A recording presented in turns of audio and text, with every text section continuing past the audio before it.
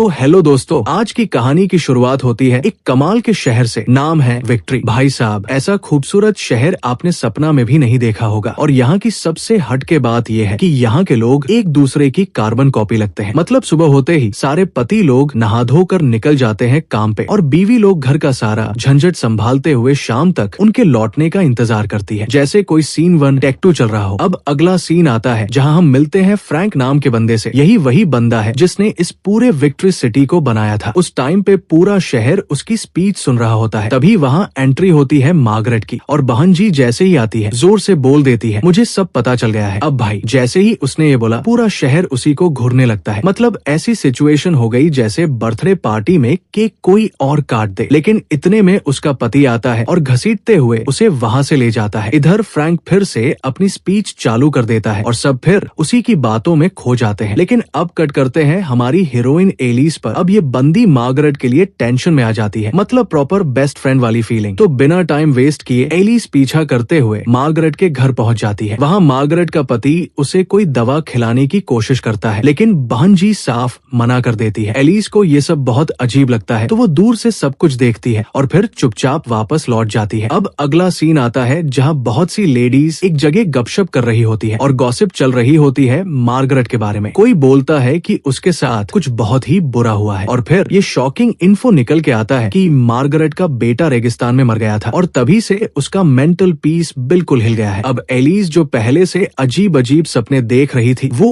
और ज्यादा कंफ्यूज हो जाती है। फिर एक दिन एलिस एक बस में बैठती है ताकि अपने दिमाग का शांति पाठ कर सके। उस बस में पहले से कई लेडीज बैठी होती है और सब किसी हॉल की तरफ जा रही होती है। लेकिन एलिस को तो घूमने का कीड़ा काट गया होता है। तो जब सारी लेडीज बस से उतरती है ये अकेली बैठी रहती है, बस चलती रहती है और एलिस पहुंच जाती है एक सुनसान रास्ते पर। अब यहाँ भाई लोग, एलिस और बस ड्राइवर की आंखों के सामने एक प्लेन क्रैश होते हुए दिखता है। प्लेन रेगिस्तान की तरफ गिर रहा होता है। एलिस ड्राइवर से बोलती है चलो मदद करते हैं, लेकिन ड्राइवर बोलता है रेगिस्तान में औरतों का जाना मना है। भाई ये क्या लॉजिक है? एलिस कहती है बकवास बंद कर, मैं जा रही हूँ, और बस को जबरदस्ती रोककर डेजर्ट की तरफ दौड़ पड़ती है। अब डेजर्ट में एलिस काफी दूर तक चलती है ताकि प्लेन ढूंढ सके, लेकिन रास्ते में उसे दिखता है एक हेडक्वार्टर, वही जगह जहाँ सारे मर्द लोग रोज काम के बहाने जाते हैं। अब एलिस के दिमाग की बत्ती जलती है और सोचती है चलो जरा ये भी देख लेते हैं। लेकिन जैसे ही वो उस जगह के वेल्डेड डोर को छूने की कोशिश करती है बिजली का ऐसा झटका लगता है कि बेचारी बेहोश होकर वही गिर जाती है। अगली सुबह उसकी आंखें खुलती है तो सीधा अपने घर के बेड पर पड़ी होती है। अब एलिस का दिमाग पूरी तरह हिल चुका होता है। थोड़ी देर में उसका पति आता है और एलिस थोड़ा नॉर्मल फील करती है। लेकिन अगली सुबह जब एलिस बालकनी में खड़ी होती है वो देखती है कि मार्गरेट कुछ बहुत गलत करने वाली है। एलिस दौड़ के उसके पास जाती है लेकिन मार्गरेट खुद ही अपनी गर्दन काट लेती है। इतना डार्क मोमेंट कि हॉलीवुड भी शर्मा जाए। एलिस वहाँ तक पहुँचती उससे पहले ही लाल कपड़े पहने कुछ लोग आते हैं और उसे पकड़ कर ले जाते हैं। एलिस अब पूरी तरह डिस्टर्ब हो चुकी होती है। उसका अपने पति से जबरदस्त झगड़ा होता है और फिर पति साहब कहते हैं तुझे डॉक्टर के पास ले जाना पड़ेगा। अगली सुबह डॉक्टर की क्लिनिक में एलिस की पूरी जांच होती है और उसे कुछ दवाइयाँ लिख दी जाती है। लेकिन एलिस की नजर पड़ती है डॉक्टर के बैग पर और वहाँ मार्गरेट का नाम लिखा एक फाइल होती है। एलिस कुछ नहीं कहती लेकिन चोरी से वो फाइल डॉक्टर के बैग से उड़ा लेती है। डॉक्टर जैसे ही बाहर जाता है एलिस बैठ जाती है और फाइल पढ़ना शुरू करती है। अब फाइल में जो लिखा होता है वो देखकर एलिस के होश उड़ जाते हैं। मतलब इतना डार्क सच लिखा होता है कि बंदा खुद को समझाने में ही उलझ जाए। डर के मारे उसकी हालत खराब हो जाती है लेकिन फिर भी वो खुद को कंट्रोल करने की कोशिश करती है। अब जैसे ही रात होती है हमारे प्यारे जैक बाबू अपने घर लौटते हैं और एलिस को पार्टी में चलने का इनवाइट देते हैं। एलिस भी बोलती है चलो ठीक है, रेडी हो जाती हूँ। अब सीन देखो, पूरी विक्ट्री सिटी उस पार्टी में उमड़ आती है। ऐसा लग रहा जैसे करण जौहर ने खुद ऑर्गेनाइज किया हो। और पार्टी में तशरीफ लाते हैं हमारे सुश्री फ्रैंक साहब, वही मास्टरमाइंड। अब फ्रैंक जैक को बुलाता है और कहता है चलो डांस करते हैं। और भाई साहब जो डांस होता है, मतलब ऐसा अजीब ओगरीब डांस कि खुद गोविंदा भी बोल दे भाई ये क्या कर दिया तूने। एलिस उस अजीब डांस को देखती है और उसकी हालत ऐसी होती है जैसे कोई मेम में शॉक्ड पिकाचू वाला फेस बना ले और बहन जी रोती हुई वहाँ से निकल जाती है। अब सीन कट होता है और अगली सुबह जैक पूछता है एलिस आज शाम को सबको पार्टी पे बुला ले। एलिस भी नॉर्मल टोन में बोलती है हाँ क्यों नहीं, बुला लो सबको। अब शाम होते होते पूरा मोहल्ला एलिस के घर जमा हो जाता है और गेस व्हाट, फ्रैंक फिर से टपक पड़ता है। सब लोग एकदम सोफिस्टिकेटेड बन के डिनर टेबल पर बैठे होते हैं लेकिन फिर एलिस चालू हो जाती है अपनी जिंदगी की टेड टॉक देने। बोलती है मुझे बस इतना जानना है, क्या आप सबको ये अजीब नहीं लगता कि हम सब एक ही उम्र के हैं और हमें अपना पास्ट लाइफ कुछ याद नहीं? अब जैसे ही एलिस ये बोलती है वहाँ एकदम साइलेंस हो जाता है, थोड़ी ऑकवर्ड वाइब बनती है, लेकिन फिर भी कोई उसके वर्ड्स को सीरियसली नहीं लेता। सब लोग खाना खाकर फुल टमी के साथ निकल लेते हैं। अब जैसे ही सब निकलते हैं, घर के अंदर हस्बैंड वाइफ एडिशन WWE चालू हो जाता है। एलिस और जैक के बीच जबरदस्त लड़ाई होती है। फिर थोड़ी देर बाद एलिस माफी मांगती है और कहती है प्लीज चलो यहाँ से कहीं दूर भाग चलते हैं, और जैक भी इस बार हाँ कर देता है। अब जैक भी सॉरी बोलता है, लेकिन तभी लाल कपड़ों वेल रेड अलर्ट स्क्वाड फिर से आ धमकते हैं और एलिस को उठाकर ले जाते हैं, बिल्कुल जैसे किसी गेम में विलन की एंट्री होती है। और अब क्या, एलिस को ले जाया जाता है एक क्रीपी सी लैब में, जहाँ उसे शॉक थेरेपी दी जाती है। हाँ, लिटरल शॉक। और इसी के बाद फ्लैशबैक चालू होता है। फ्लैशबैक में हम देखते हैं कि असल दुनिया में एलिस एक सर्जन होती है, दिन रात ऑपरेशन थिएटर में लगी रहती है, क्योंकि उसके हस्बैंड जैक के पास कोई काम नहीं होता, तो घर का सारा बोझ, सारा टेंशन एलिस के सर पर होता है। और इसी चक्कर में दोनों के रिश्ते में भी खटास आ जाती है, ऑलमोस्ट टूटने की कगार पर होते हैं। अब जैक एक रात अपने लैपटॉप पर विक्ट्री प्रोजेक्ट देख रहा होता है, वही दुनिया जो फ्रैंक ने बनाई होती है। जैक को सब समझ आता है और वो अपनी बीवी को लेकर फ्रैंक के पास चला जाता है। और भाई साहब, वहाँ फ्रैंक दोनों को एक सिमुलेशन में फेंक देता है, जैसे कोई वीडियो गेम का डेमो वर्जन चल रहा हो। अब स्टोरी जंप करती है आगे और हम देखते हैं कि एलिस फिर से विक्ट्री सिटी में जी रही होती है। सबको बताया जाता है कि एलिस बीमार थी कुछ दिनों से